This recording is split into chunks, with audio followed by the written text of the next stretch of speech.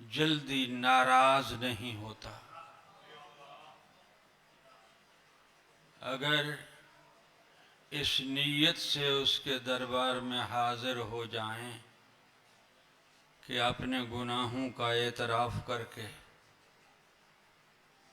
माफ़ी के तलबगार हूँ, तो लफ्ज़ तौबा ज़बान से निकाले बग़ैर उनकी हाज़िरी को देखते हुए अपनी निगाह बेनिगाही से देखकर फरमाता है, लब्बैक लब्बैक या अबदी, जियो मेरा गुनाहगार बंदा, तो मांग क्या मांगता है, मैं देने को तैयार हूँ।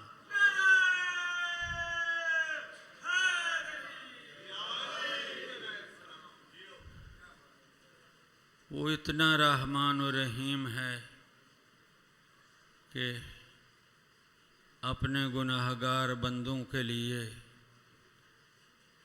अगरचे मलाइका की फरिश्तों की ड्यूटी लगी हुई है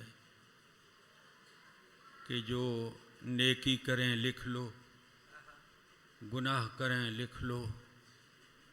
जब वो गुनाह करता है फरिश्ते कलम उठाते हैं तो वो करीम फरमाता है, अभी कुछ देर करो, हो सकता है शायद इसके दिल में ये ख्याल आ जाए और वो तौबा कर ले तो इसे माफ़ कर दूंगा। इसलिए बेहतर है कि इसके गुनाह को रकम ना करो। हत्ता कि शाम हो जाती है, शाम को फिर फरिश्ते अर्ज करते हैं, मालिक पूरा दिन गुजर गया, इसको तो ख्याल ही नहीं आया कि अपनी गलती को तस्लीम करता या अर्ज बारगाह करता माफ़ी के लिए। अब क्या हुक्म है? तो आवाज़ आती है, अब इसकी अपनी किस्मत, इसके बुरे नसीब, अब इसका गुनाह लिखो। वो कलम उठाते हैं तो फरमाता है, बस एक लिखना, ज़्यादा नहीं लिखने। अगर किसी नेकी का इरादा कर ले, अगरचे की ना हो, तो फौरन हुक्म देता है, जल्दी करो, इसके नामे आमाल में 70 नेकियां लिख दो।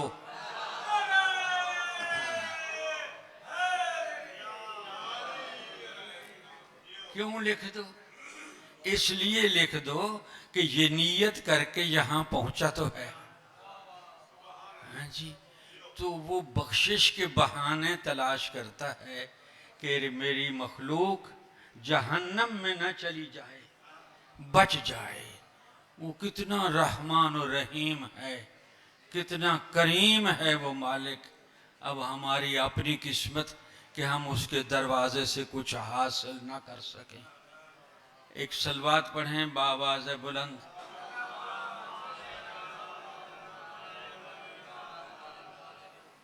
बस मैं बख्शिश के बहाने का बेअमल सैयद एक अमल बताता हूँ और उसके बाद फिर दुआ चाहूँगा, आपके हवाले कर दूँगा। ये जो भी इंतज़ाम है आपका अपना करें।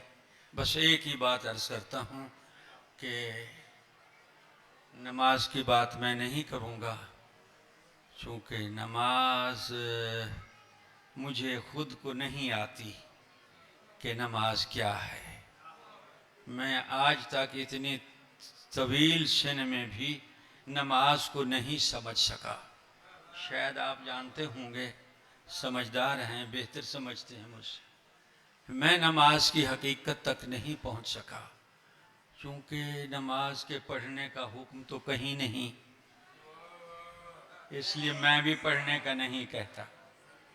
वहाँ हुक्म है नमाज को कायम करने का। अब वो नमाज कायम करने वाली बात हमारे जहन में पहुँचेगी, दिल में बैठेगी, तो जब कायम होगी तो नमाज होगी।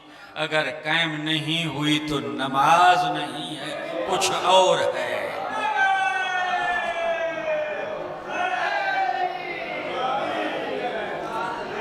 पांचवें शहंशाह की बारगाह में किसी ने अर्ज किया, मौला ये नमाज पढ़ने का हुक्म तो है नहीं, है तो कायम करने का। तो हमें बताएं कि ये नमाज कायम कैसे होती है। तो बादशाह फरमाते हैं अब अरबी वर्बी मुझे आती नहीं, वो उलमाए किराम बयान करेंगे, मैं तो अनपढ़ आदमी हूँ। इतना अर्ज करता हूँ कि मेरे सरदार ने फरमाया कि अपनी नमाजों को कायम करो बे विलायत जद्द नौअली यब्न अबी तालिब।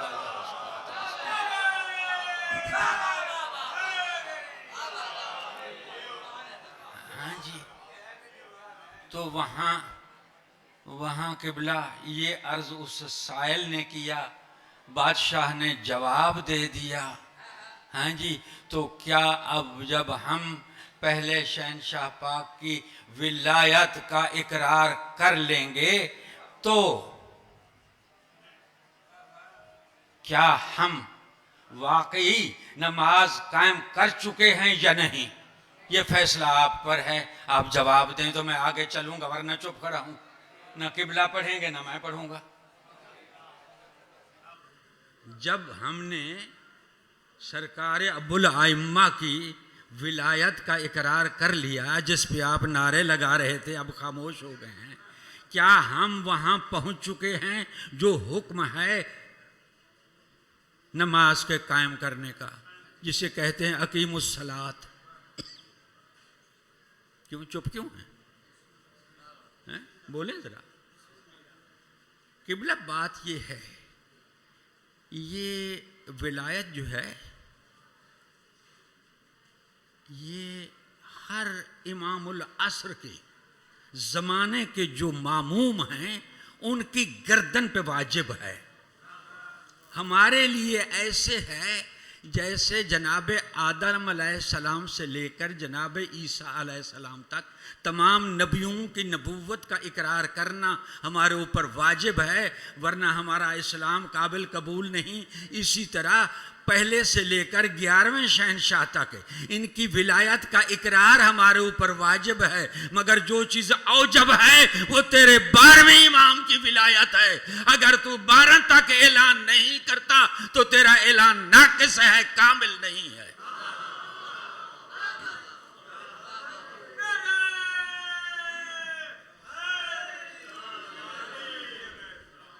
मुझे किबला आज छेड़ा है मोहतरम ने, बहुत तंग किया है मुझे आज, 15-20 मिनट से भी ज़्यादा।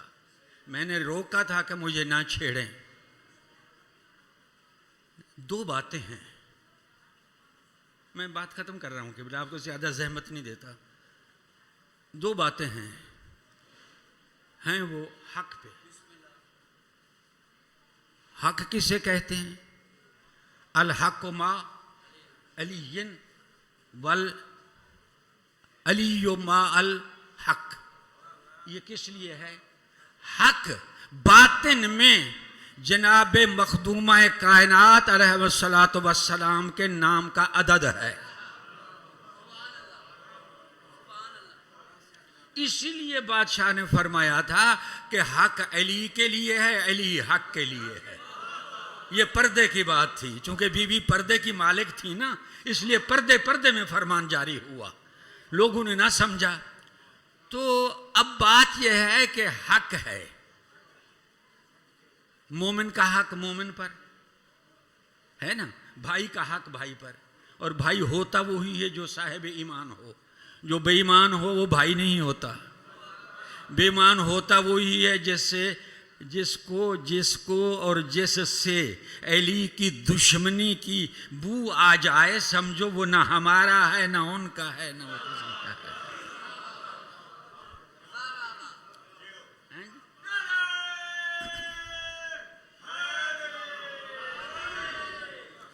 आप नमाज को रोते हैं,